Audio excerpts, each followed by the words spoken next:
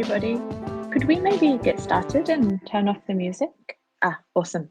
That's such elevator music, isn't it? Cool. I think we have some people here and people are joining. So thank you, everybody, for joining us. I'm really excited for this because I always love hearing the guys talk about being fully on chain, like just from a philosophical, rebellious, crypto for the people kind of perspective. I think it's awesome. And I love hearing about what they're doing and how I think kind of revolutionary it is, both in the sense of like it's an innovation with new technology, but also a revolution in terms of changing the way that things are done. So normally we have kind of updates and roadmaps and stuff, whereas today I think we have potentially a bit more of a kind of, I don't want to say exactly philosophical, but a bit more of a broader discussion that has less kind of key points and a lot more just hearing from people as to why this is good, what the benefits are for developers, for users and players, and why, I would say why being fully on chain should be the standard is I think where we're going with this. So the way that this is going to work is we're going to have a bit of an overview of My Neighbor Alice, which is the game that we're here to discuss. Then we're going to talk about what actually are the benefits of being fully on chain, what it means, and why it's a really good and powerful thing. We're also going to talk a bit about the challenges, because it would obviously be a bit naive to assume that there were no challenges. So we'll talk about how they've overcome it and what are some of the sort of complications. And then we'll open up the floor for questions from the audience. So if you have any questions, please, you can leave them as a comment on this post, and we'll get to as many as we can at the end. So yeah, that is where we're going. Thank you for joining us. And we have Riccardo and Steve here, who are the CPO and the game director of My Neighbor Alice.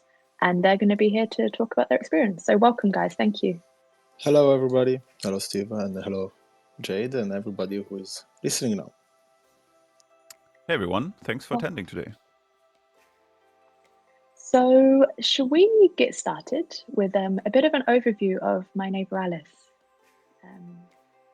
Steve, I think maybe you're up start first. with this. So first of all, I'm Steve. I'm German with a funny old German surname, currently living in Berlin. And I'm the game director of M&A, and I'm going to talk a bit about what we actually do in My Neighbor Alice. So first of all, our mission with My Neighbor Alice is to create the first community-driven, fully decentralized game, which is also fully on-chain. So, and what this means is that we're basically inspired by life simulation games like Animal Crossing and Stardew Valley, where you do things like farming, fishing, building your homestead.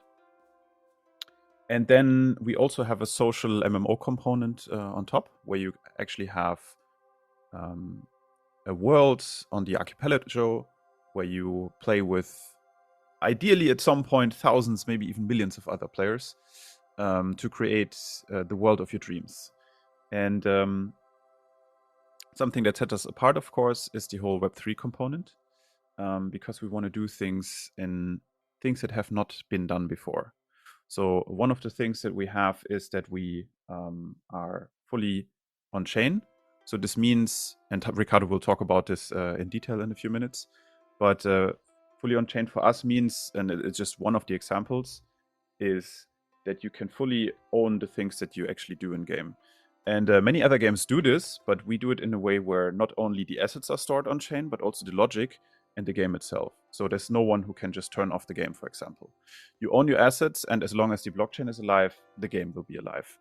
And there's many different things we could talk about, but Riccardo, I also want to give you the chance to introduce yourself and talk a bit about this. Yeah, thank you. I'm Riccardo. I'm the CPO, and I guess I led this on the technical side. I think I back up everything that Steve said, and I want maybe to give a reason why it's important to have decentralization in a game like this.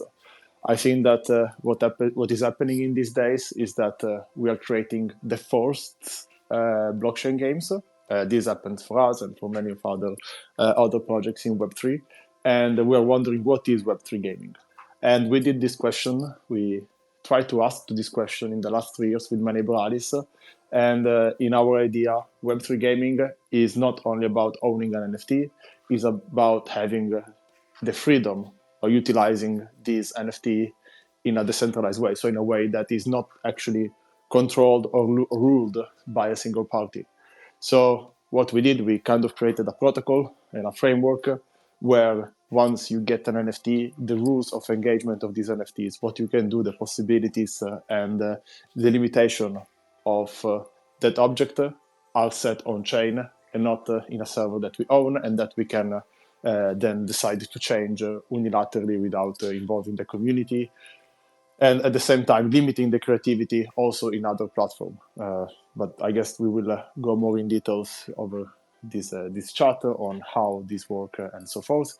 But essentially, the idea at the core was, if we are doing Web3 gaming, we need to rethink the way that player access the game, and we need to make sure to give power to the players, which is our vision as a Money Brothers. And just to put you on the spot a little bit, what would you say is the current state of Web3 gaming? Like, what's the standard? Not My Neighbor Alice, because I think what My Neighbor Alice is doing is something quite different. But when people say this is a Web3 game, what does it typically mean? Because often I think, unless you're very technical, you don't necessarily know. You're just like, oh, it's super bullish, it's Web3 gaming, yeah. But you don't know what that means. So what is the kind of general industry standard at the moment, and how does My Neighbor Alice differ from that? I would say there are different tiers, and I think there are different tiers for different customers, right? I say it's a bit like cars. Maybe you want a diesel car and you're happy with that, and you don't really care about, maybe polluting more, or maybe you have some different needs and stuff. Then there are hybrids, which is something in between. And I think that's what most of the advanced projects we see nowadays are. So something that is highly centralized, but that give to the people ownership over an NFT, over an image. And maybe to some people this is enough. There is a lot of the example of, I play a game like in a normal, let's say, Web2 ways, and then I get an NFT as a memorabilia. And then there is the fully electric way, which is like similarly to really like a car. We don't have a gasoline engine. We just don't have it. So we just don't have the server. So this is the difference. And as of today, there is not such a thing as an electric car. There is not such a thing as a fully decentralized game. And we are taking, on this, we are precursor, I would say. Yeah, and I'd like to add to this because I would say there's a Web3 game spectrum out there on the market. And there's different names for this, but I personally think in 4 categories. So on the left side, you have the Web2 games, which we could call off-chain games or traditional games. So these are your World of Warcrafts, your Fortnites, your Robloxes, and they are fully off-chain. They have no NFTs or tokens, right? All game data, all logic is stored off-chain. So they just have a game server or a game client. And then we enter the world of Web3, which you could also call on-chain games in some form, but there's different categories of those. So the first tier of those, which I would call Web3 enabled games, which I think the majority of games, Web3 games out there are doing right now, which is basically having off-chain logic, but they have NFTs, so optional cosmetic mints, which actually happen on-chain. So these might be games with simple queries to the blockchain to validate NFT token ownership. It might be a few other things where they kind of query NFTs and pull some data from them. But in general, the game logic and the data is centralized on some game server. And then the second part of on-chain games, it's what I would call hybrid Web3 games, where you have on-chain assets.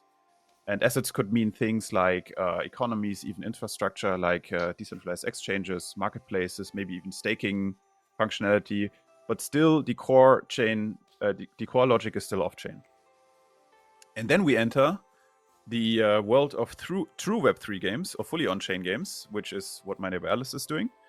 And this is where games store all the game data, all the logic, all state on-chain, right? So every relevant game action is executed on-chain. And this just allows us to do things that the other projects wouldn't be able to do. And I'm sure we're going to dive into some examples here in this talk. Awesome. Thank you, guys. I think it's nice to get a bit of a sense of what the different layers are. and how, what exists out there. So if we move a little bit to something that you guys have both sort of started touching on, but what would we say are the benefits of being fully on chain? Like, why is this a good thing? And not only from a philosophical perspective of, everything should be decentralized, but why is it good? And how are you guys using this ability that the Chromia blockchain offers? I think ultimately is about redefine the way that the game, sort of the equilibrium, the balance of a game.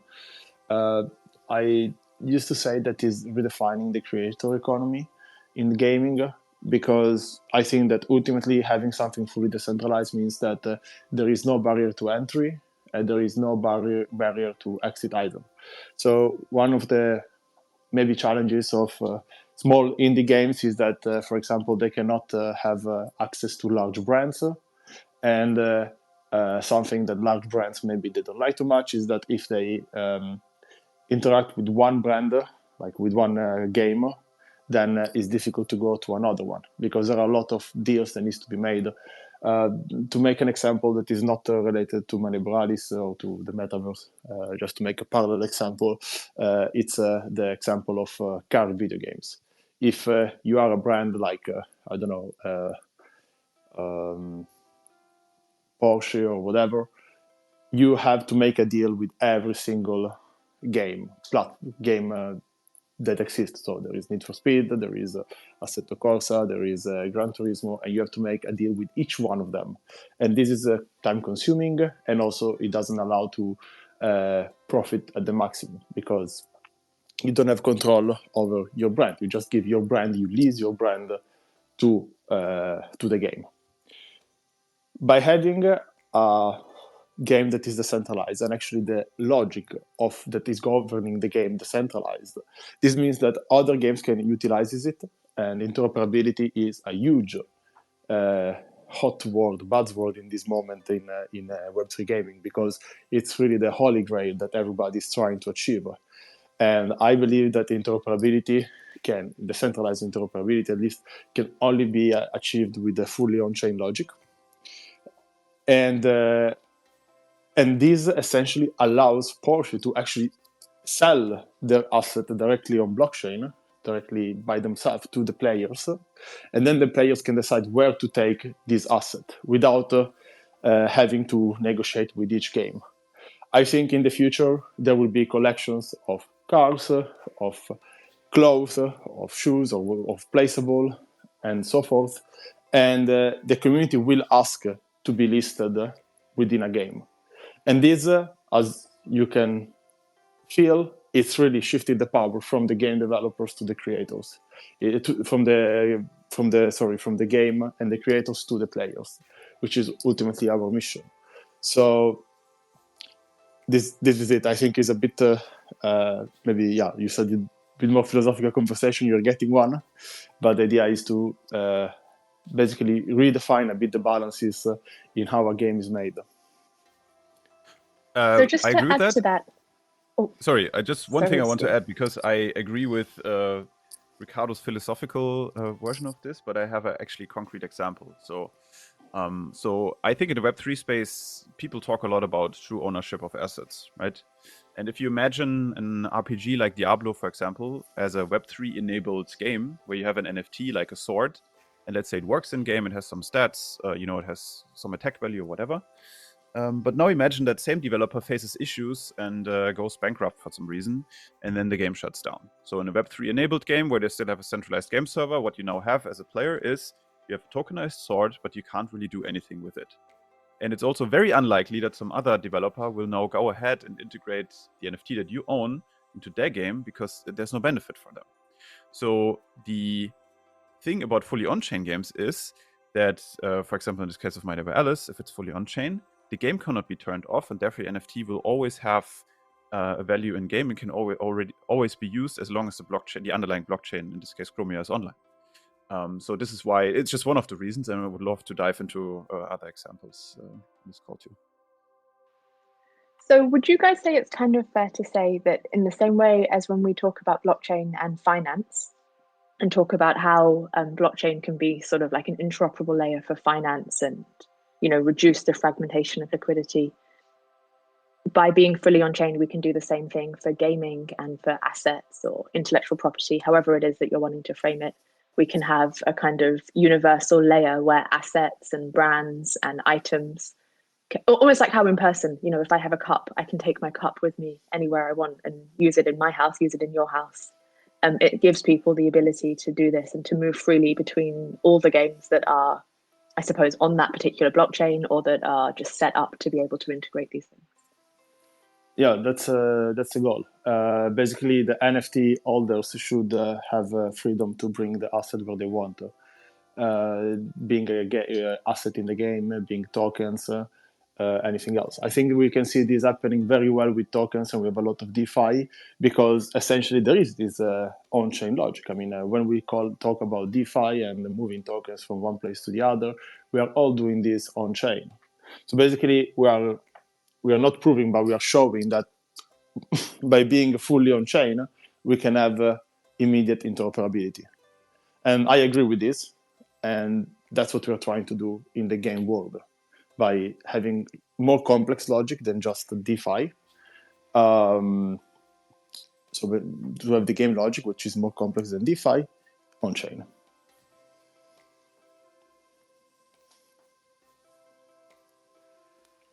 Awesome, thank you. And are there other benefits? Like I know that something that I'm not especially a gamer, I do have to confess. I used to play The Sims when I was younger, that's about it. It seems like people can really invest a lot of time and energy and resources, money into developing a character or a game, and then it can just be taken down, or their country gets banned, or the developers change something, they make an upgrade or whatever, and people can get quite burned. So would you say that's something as well, that being fully on chain, it gives gamers and people that are really investing themselves into something, it gives them kind of the stability to know that it can't just be taken away from them? 100%. It's like a term that we, I think, coined in the last Twitter Spaces, which is forever games. So live games that are here to stay, as long as the hands, like live games in the general sense right now, as you see them in Web 2 or even most Web 3 games, is they're here to stay as long as they're in the hands of one authority and one entity. But if this entity, and it could be a big company, it could be a passionate community or some indie dev, they can always shut it down. And the shutdown doesn't even have to be because of, lack of profitability. It could also be time commitment or inability to work on it.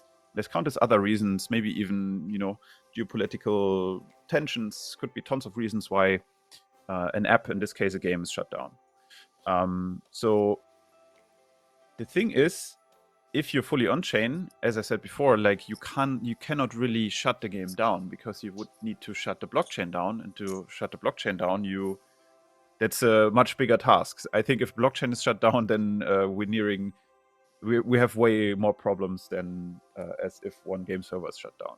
So, and this is very enticing to me as a game developer, because I've seen in my professional career so many games that I myself worked on, and many of my colleagues and friends worked on, and also things that I've played that just don't exist anymore because the servers have been just shut down. And that's a shame to me from a game development perspective.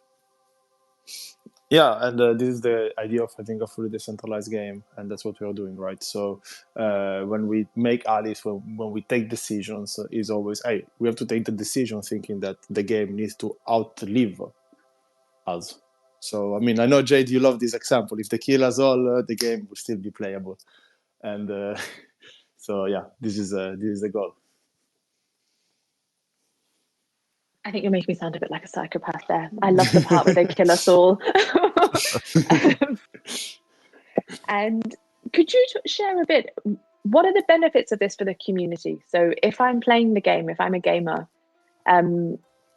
what does this look like for me? And maybe you even have some examples of how this has already benefited the neighbors in My Neighbor Alice.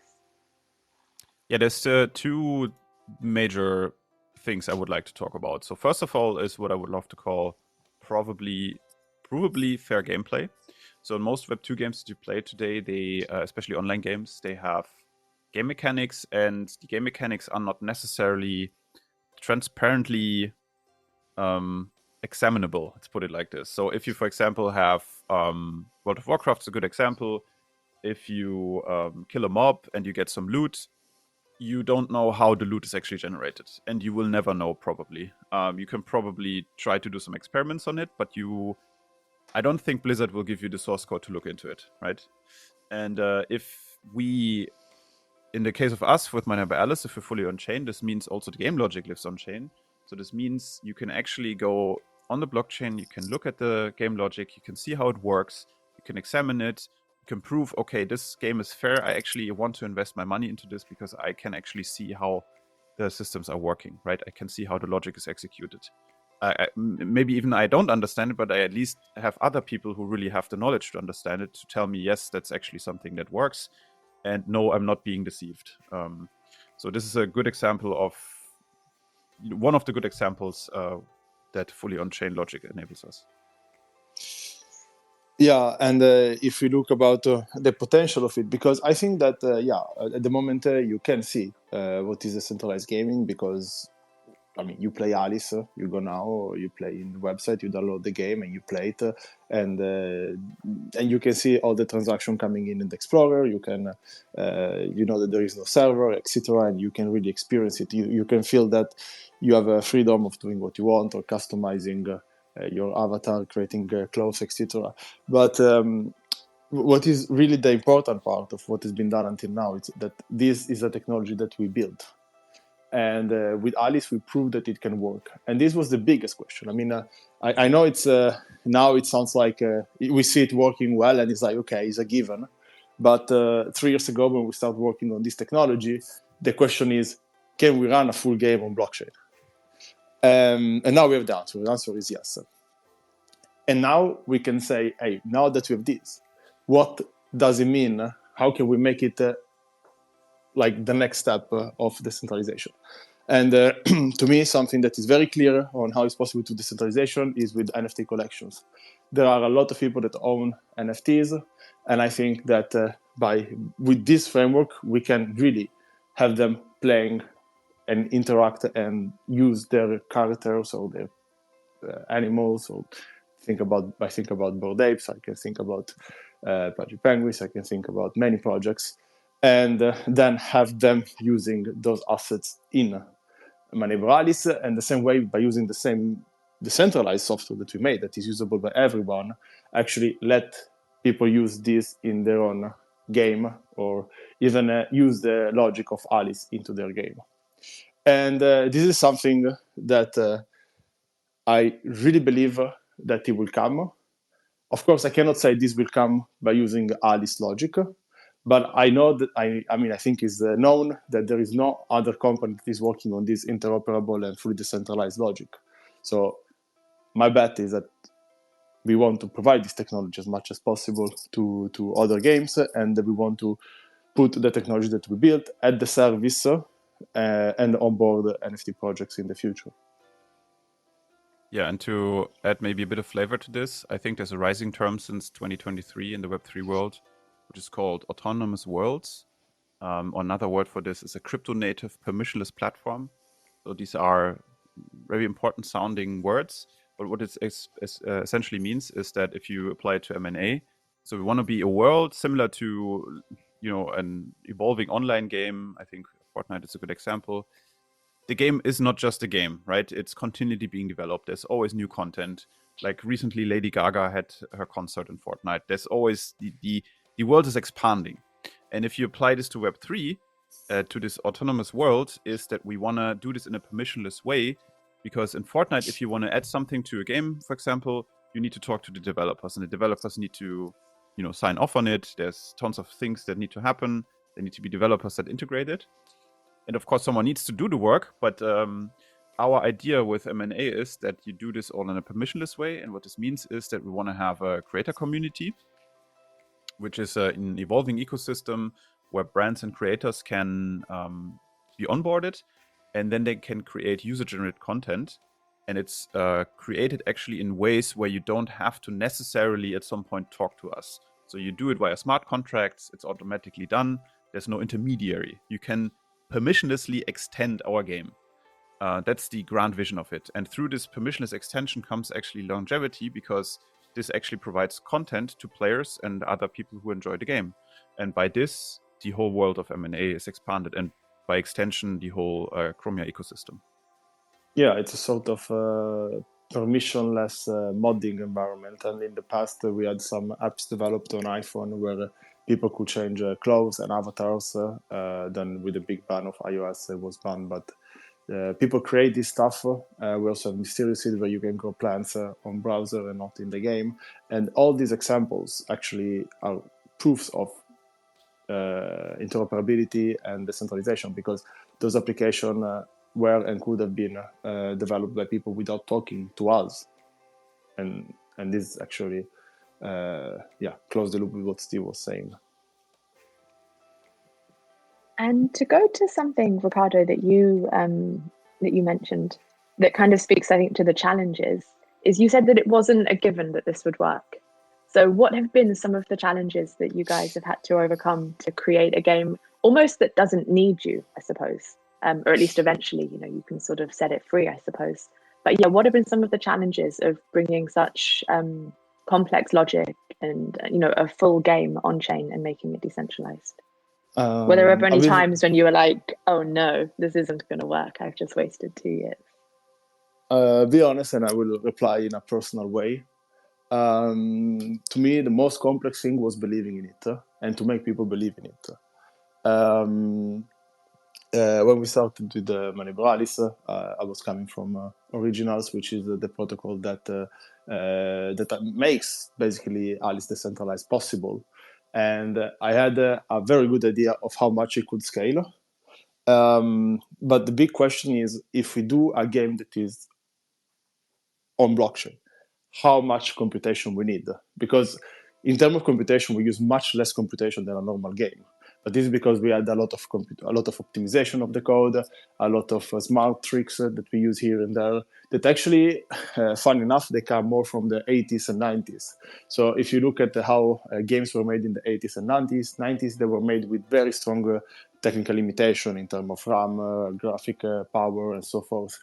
And in different areas, we have the same limitations. We don't have a lot of computation, and we have to be smart and pre-compute a lot of things on the client side and do some tricks, essentially, which is something that people would call it very, very lightly zero-knowledge proof. Very, very specific zero-knowledge proofs. But I think the biggest challenge was actually to let people believe and show how was it possible and that it was possible. And I think that we had an amazing team, a core of the team that really believed in that and followed along. And this was extremely inspiring back to me, actually, seeing that people actually were believing in it as well and they wanted to build it. And yeah, so this really by far was the most difficult part to me. Yeah, and I think from my side, there's also, I fully agree, like making people believe something happens is unconceivably hard, because people can only believe the things that they see working most of the time. So we always have like this issue of, just convincing people. But I think even on a more tangible side, high-level scalability and speed is obviously a big challenge, which is actually solved by Chromia through sidechains, which I think Riccardo explained very well in one of his tweets the last day, but I think he can also talk about this in a second. And I think the biggest challenge from my perspective, being a game developer at my heart, is that I think game development and Web3, they speak different dialects. That's how I like to tell it, and my colleagues have heard this a lot. But bringing the ideas together, that because game dev has a certain way of solving things and Web3 has a certain way of solving things, and making sure they both speak the same language is incredibly hard. And to be honest, it's a challenge every day when it comes to Web3 game dev. And to give you an example, in Alpha Season 4, when we released it, we introduced the resources, right? Resources where you go to a tree and you hit it with an axe. When we started to discuss it, we weren't even sure this is possible at all, because of if you imagine you mine a stone and you get some stone from it, that's a blockchain transaction that happens in the background seamlessly. And we weren't sure if we can solve this because of the scalability issues, right? Because there needs to be a transaction that needs to be confirmed. It all just happens in the background. And it's an active action that you do. You go there and you do an action and you want to get immediate feedback as a gamer, right? You're very used to this, that you do an action, you get feedback, and you get a reward in turn. But the way Web3 is built and blockchains are built, these transactions can take a lot of time. So it's not guaranteed that you get an immediate action. So for us, it was a real challenge to solve this. And when we set out to do, we explored many different ideas on how we could solve this, maybe even magical spirits that mine those resources for you in the background passively. But in the end, I think through really solving the hard problem of making this work, and this requires both experts of game dev and expert of Web3, we created something which we believe is very unique already in Web3, the way that it's being played. And we will continue to find novel solutions for this. And if I can add something, I think this is a great point for Chromia, because I don't think Chromia is the blockchain that we use, I guess, for those that don't know. And it's definitely not possible to do this with other blockchains.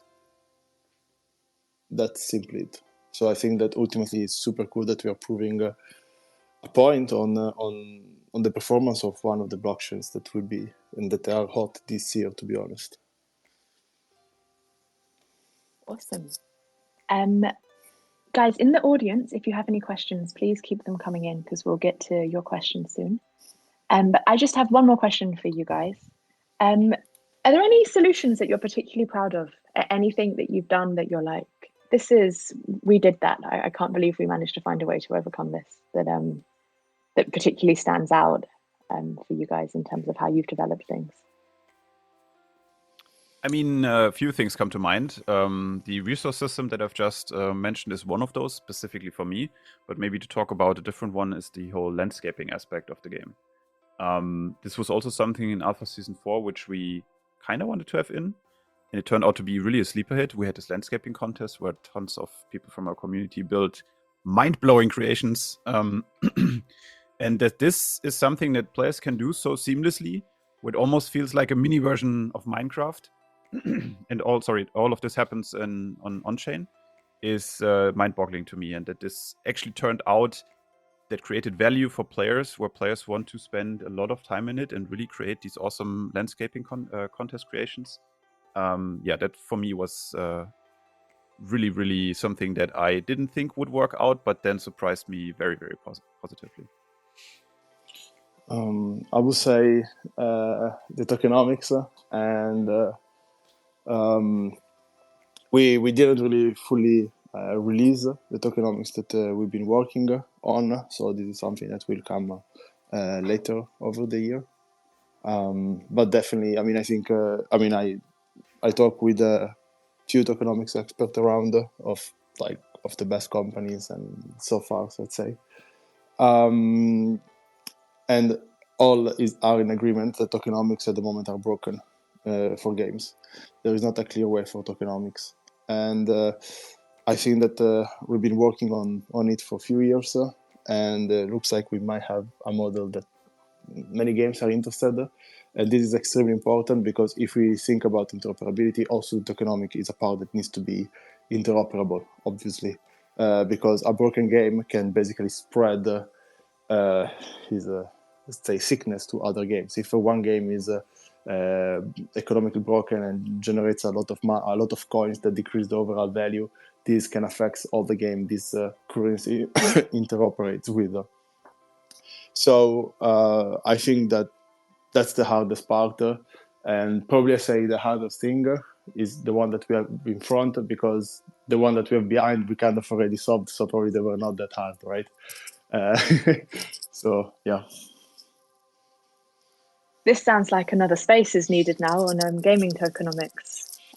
Yeah, but you want to it's get an interesting topic. We can talk about it in 6 months or something then, once it's rolled out and it works. So to move on to the community questions, there are a few questions that I think kind of point to partnerships and marketing and the future in a more kind of commercial sense. So people might not know, but Chromio recently signed a deal with a user-generated content company called Restless. We're actually speaking to them on Friday, if you want to join us for that. And they're going to be working very closely with my neighbor Alice to make it super easy to create your own content, even if you are completely coding illiterate. So that is one thing that's coming. But are there any other kind of, commercial type things that you guys wanted to share at this point? Yeah, we have the partnership with Al that is ongoing. That's something that's also nice to be mentioned. We're also on their magazine this month, which is great. And in general, at the moment we are a bit low on partnerships for a very clear reason. We want to have, as you know, we are moving with Chromia to mainnet over the year, and we would like to hopefully pipeline new partnerships with the launch on mainnet. This does make sense. It's much better for the brand because they interact already on mainnet and not on AppNet, which for how much well is working is marketing-wise is not as strong as being on mainnet. And because I think it's good to go out with a boom, essentially, to be very frank with you. But also, let's say we're definitely in talks with many different projects too. Yeah. And we're super interested in this because we believe interoperability, because everyone talks about it, and we want to be one of the first that actually goes out and does interoperability, because we really strongly believe in what we have built. And we basically want to have other people be part of it. We just need to find the right timing. Yeah, let's say that we clearly have a strategy on that, and we're clearly working in that direction in order to have a lot of partnerships, and many meaningful partnerships. But I don't think we can disclose much now because, I don't want to create false expectation and stuff. But there is for sure a very clear strategy that highlights interoperability, as Steve was saying. Awesome. More of an under-promise, over-deliver kind of thing. Yes. 100%. There's another question. I want to try to sort of capture the essence of this question. I'm not quite sure if I'll get it fully. But do you think that a fully on-chain game can make changes that will make these games more popular than other famous games? And it also says that Web3 and NFTs are not going so well right now. Less money's coming in. I think that might be changing. I'm not sure if you noticed, but I think Bitcoin touched an all-time high yesterday. But yeah, do you think that, I suppose maybe that fully on-chain games can actually rival traditional games and be just as, if not more popular than them? Besides more or less, I think that a complementary market, in the same way that people play mobile games and console games, we don't see that there is a strict competition between mobile and desktop or console games. People have different preferences, and the market, the sea is very big, right? There is a very big market. I think that NFT collections will be very important in the future. Will be the entry point of a game to enter a game. If you think about what is an NFT as of today, it's a JPEG, sometimes stored in a decentralized fashion, and a community. So NFT holding, most of the cases, the most valuable one is really belonging to a community. And this essentially creates a brand, creates an IP, creates something that people want to interact with, creates something that people want to be part of. And this is similar to fashion brands, to iconic stars, or even like characters around. For example, Mario or stuff like that. I think many people maybe have like a plushes of Mario, they have memorabilia of Mario from Nintendo, played a lot of video games and stuff. And I think that NFT collections, there will be essentially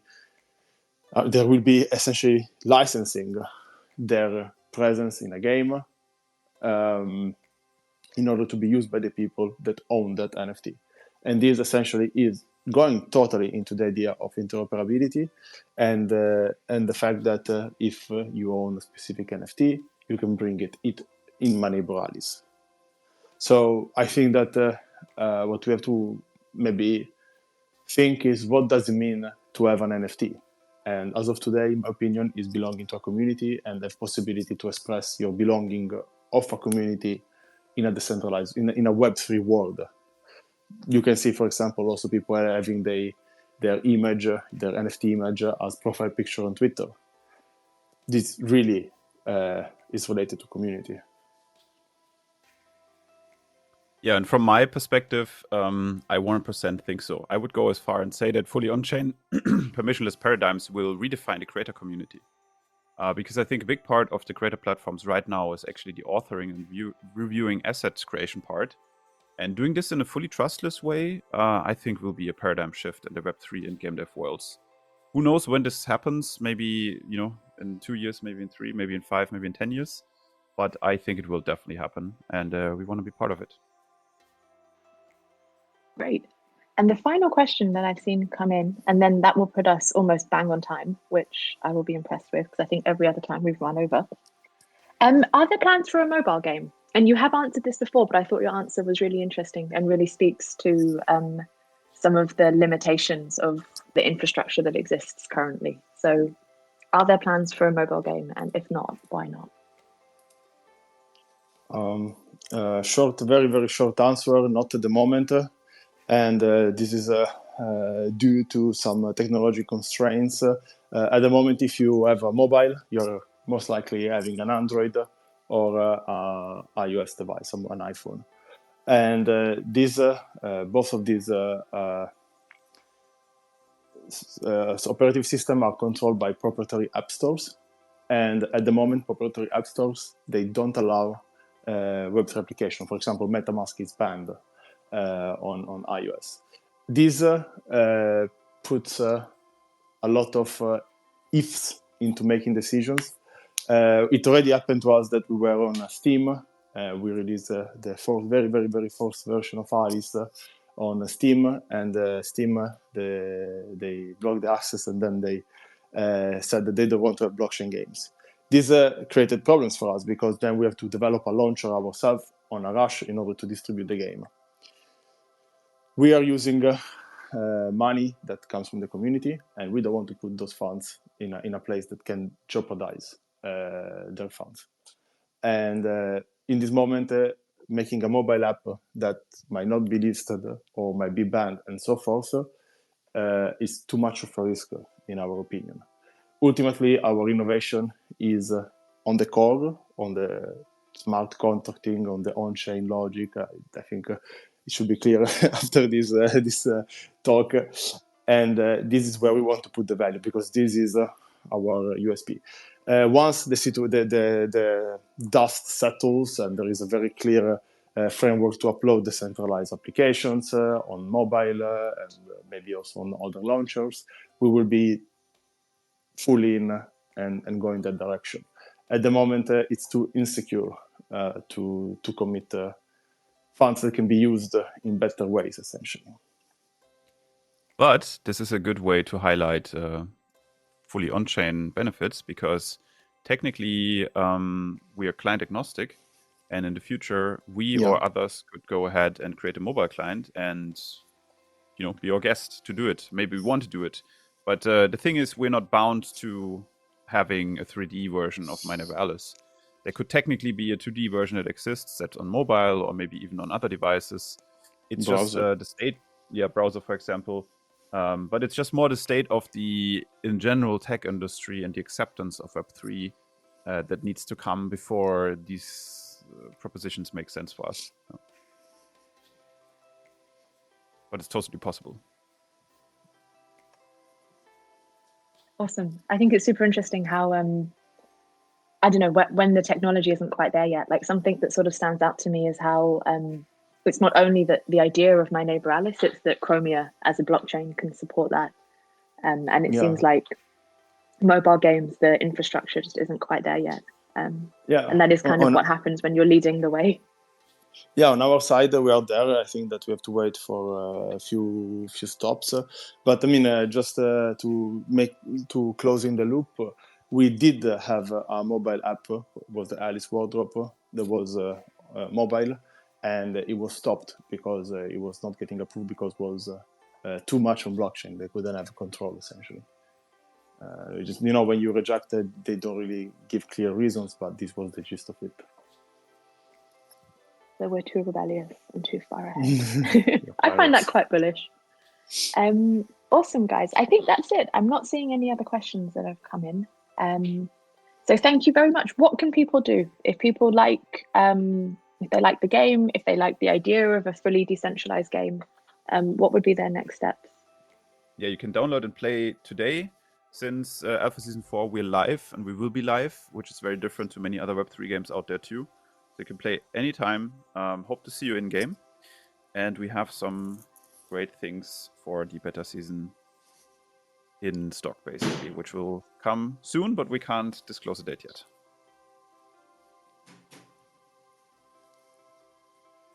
Awesome. Thank you, guys. So play the game, be good neighbors. And we will see you on chain. Wonderful. Thank you, everyone, and for joining this also. Yeah, thank you very much, time. Jade, also for hosting. Thank you for everyone who was there today. Hope to see you around, both on Twitter and in-game. Thank you, everyone. Awesome. Thank you, guys. Appreciate you joining. Thank you. Bye-bye. Bye, everyone. Bye.